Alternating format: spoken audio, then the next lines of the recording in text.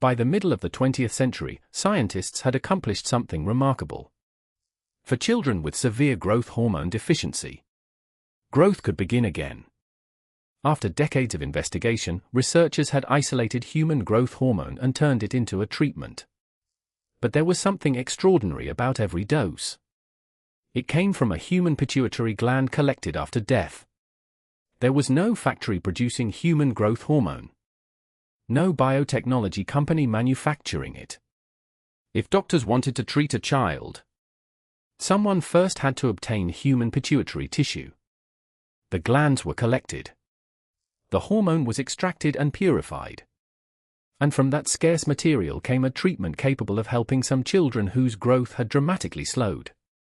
For the first time, medicine had something it had spent decades searching for. Human growth hormone worked.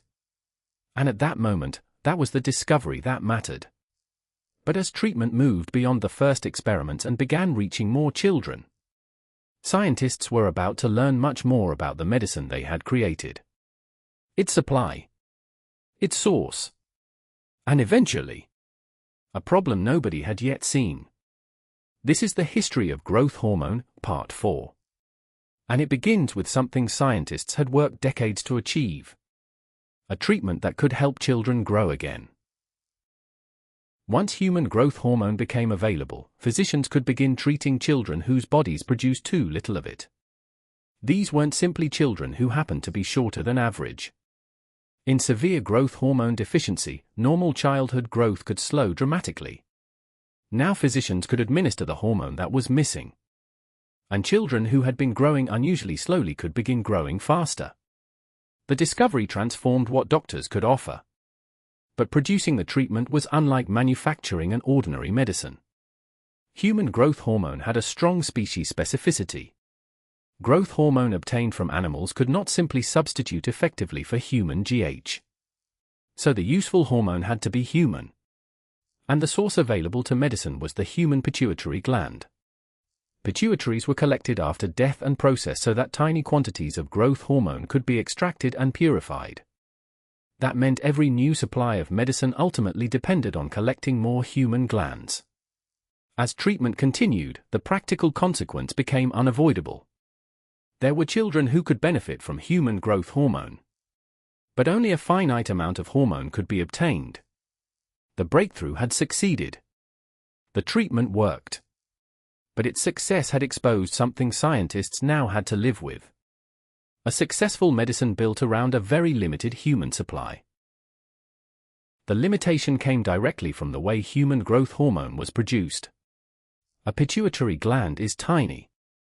And each gland contained only a small amount of growth hormone that could ultimately be recovered for treatment.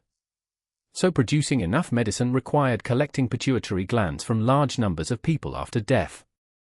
In the United States, an organized system eventually developed to collect the glands. They were sent for processing, combined into batches, and the growth hormone was extracted and purified. This allowed treatment to reach more children. But it couldn't change one basic fact. The supply began with human tissue. Historical estimates showed just how demanding that system could be. At some treatment doses used during this period, supplying enough growth hormone for one child for 1 year could require material from hundreds of pituitary glands. And demand could exceed the amount available. Doctors finally had a treatment capable of restoring growth in children with severe growth hormone deficiency. Yet access remained constrained by how much human growth hormone could physically be collected and prepared. For years, that was simply part of the reality of treatment. Growth hormone worked. But there was only so much of it. Then, during the 1970s, something remarkable began happening in an entirely different area of biology. During the early 1970s, molecular biology entered a remarkable period. Scientists were learning not merely to study DNA, but to manipulate it. DNA contains genetic instructions that cells use to produce proteins.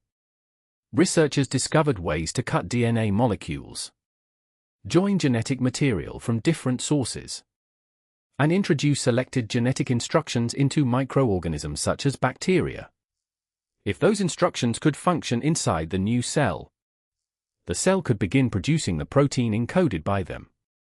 This emerging technique became known as recombinant DNA technology. Its implications reached far beyond any single hormone. Instead of obtaining certain biological molecules only by extracting them from human or animal tissue, scientists were beginning to explore whether living cells could be given the genetic instructions needed to produce them. One of the earliest major targets was human insulin. By the late 1970s, researchers had demonstrated that bacteria could be used in the production of human insulin using recombinant DNA techniques. For medicine, this represented an entirely new approach to making a human protein. Meanwhile, growth hormone treatment was still dependent on human pituitary glands. These two scientific stories had developed along different paths, but they were about to meet. Once scientists could use genetic instructions to produce human proteins, growth hormone became another candidate. Researchers already knew the structure of human growth hormone. The challenge was to create a biological system capable of producing it without depending on collected human pituitary glands. Scientists turned to bacteria. Genetic instructions associated with human growth hormone could be introduced into bacterial cells. The bacteria could then use those instructions as part of the process for manufacturing the hormone. By 1979, researchers reported the production of biologically active human growth hormone using recombinant DNA technology. This was an extraordinary change in where the hormone could come from. For decades, human growth hormone had existed as a scarce substance that had to be recovered from human tissue. Now scientists had demonstrated another possibility. Human growth hormone could be produced through biotechnology. But this was still an emerging technology. Producing a hormone experimentally was not the same as having an approved medicine ready for widespread treatment. Clinical testing and development still had to continue. So children receiving growth hormone treatment were still being treated with preparations derived from human pituitary glands. For the moment, the old system continued. Then came 1985. And physicians began receiving reports that would completely change how they viewed the source they had relied upon for decades. In 1985, physicians encountered something deeply disturbing. Young adults developed a rare and fatal neurological disease called Creutzfeldt-Jakob disease.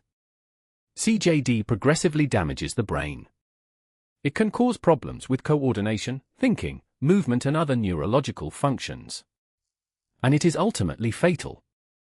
But these patients had something unusual in their medical histories. Years earlier, as children, they had been treated with human growth hormone. The hormone they had received was the same kind medicine had depended upon for years. Growth hormone extracted from human pituitary glands collected after death. Now investigators had to determine whether that earlier treatment and this extraordinarily rare disease were connected. The time separating treatment from illness made the investigation especially difficult. These patients had not become sick immediately after receiving growth hormone. Years had passed. So researchers examined their histories and the biological material from which their treatment had been produced. The evidence began pointing toward a frightening possibility. Some pituitary-derived growth hormone preparations may have carried the infectious agent responsible for CJD. The very source that had made treatment possible was now under suspicion. And because thousands of children had received pituitary-derived growth hormone over the preceding decades, this was no longer simply a question about supply. It had become a question of safety. What happened next would bring the pituitary-derived growth hormone era to an abrupt end. The evidence was alarming enough that officials acted quickly. In 1985, distribution of pituitary-derived human growth hormone in the United States was stopped. The treatment that had helped children for decades could no longer be supplied in the same way. Investigators concluded that some preparations of pituitary-derived growth hormone had transmitted the infectious agent responsible for Creutzfeldt-Jakob disease.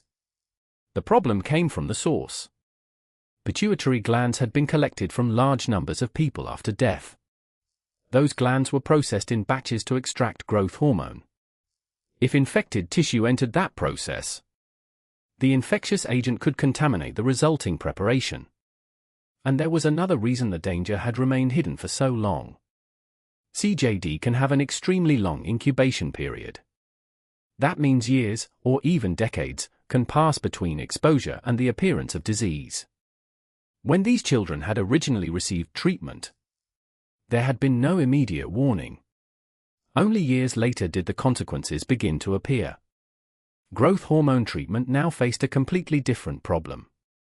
For decades, the limitation had been scarcity.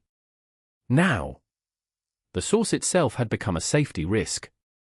Pituitary-derived growth hormone was withdrawn. Children still needed treatment.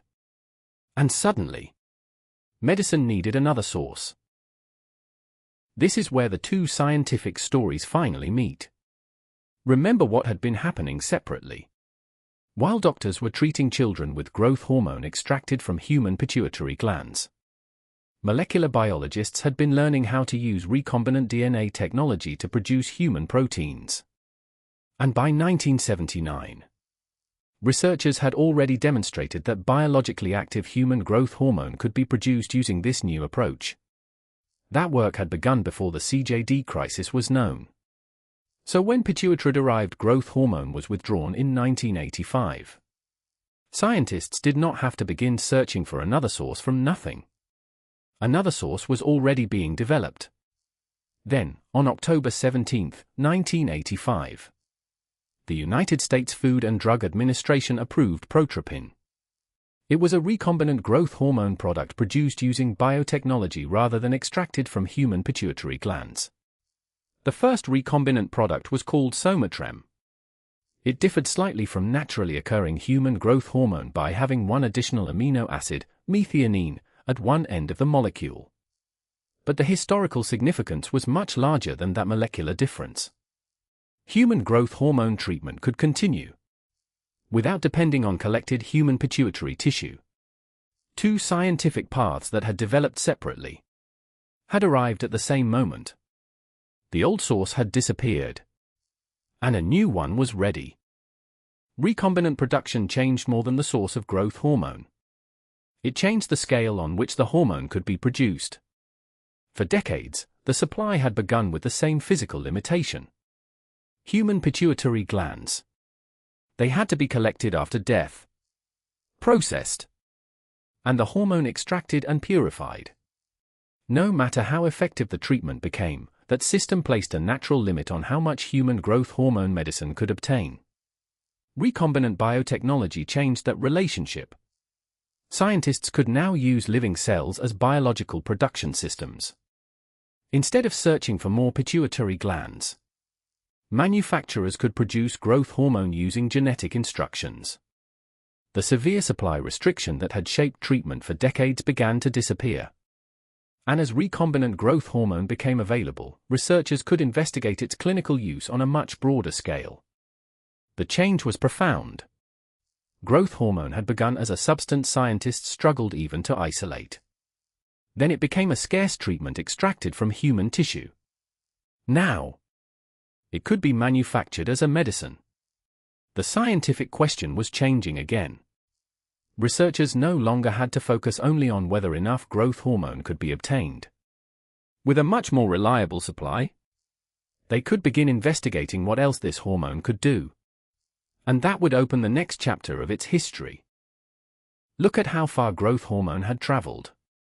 Scientists had begun with a mystery. Why did some children stop growing normally? The investigation led them to the pituitary gland, then to a hormone involved in regulating growth. Eventually, researchers isolated human growth hormone, and physicians discovered that it could help children with severe growth hormone deficiency grow again. But treatment depended on a scarce source: human pituitary tissue collected after death. Then two scientific histories converged.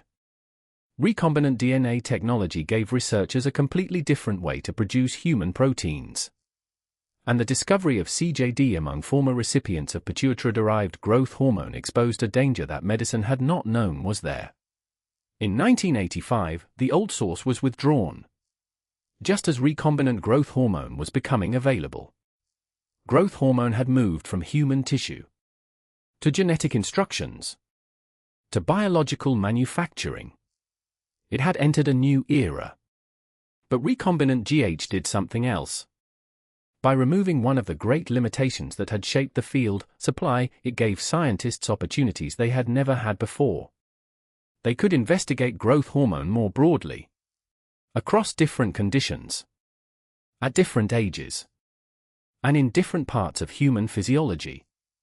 The history was no longer simply about helping a child grow. Scientists now had enough growth hormone to ask much bigger questions. And that's where the next chapter begins. Adaptation is survival.